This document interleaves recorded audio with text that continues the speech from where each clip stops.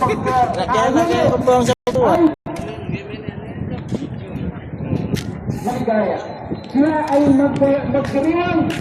Kaligayahan na walang katumbas. Kaligayahan na walang katapusan. Kung saan sila ay ipapakalat sa kanilang Allah Ta'ala ang paraiso, ang paradise.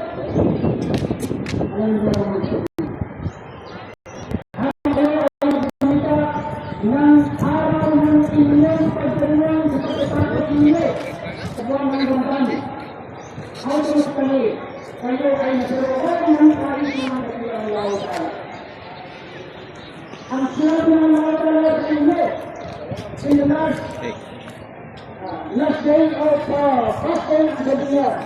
O kayong mga nag-ayano sa buwan ng Ramadan, sabi ng Allah Ta'ala, aking kayo pinapatawad. Lahat ng inyong mga naunang kasalanan ay pinatawad ng nag-ilang Allah Ta'ala. At kalamay ay may karapatan na patawarin ang inyong mga pagkukulang. Mga minamahal sa mga mayroon mga ngayon panggit sa banal na Quran kung saan ang Allah Ta'ala ay isinalaisensya ang iba pang mga katangian ng Jannah, ang Jannah ng Allah Ta'ala kung saan tayo ay tutuloy.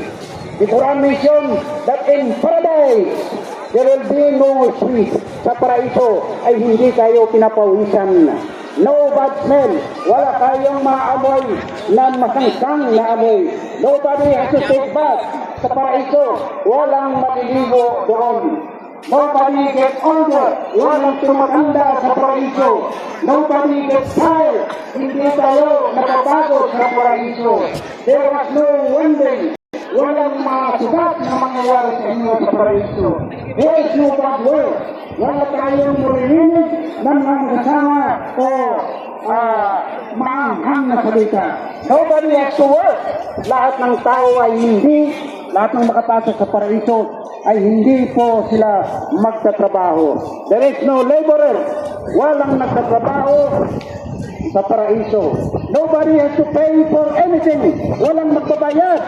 At tulad ng mga nangyayari sa ating dito sa mundo na lumabas ka lang ay magbabayad ka ng pera para sa kanyang mong principal.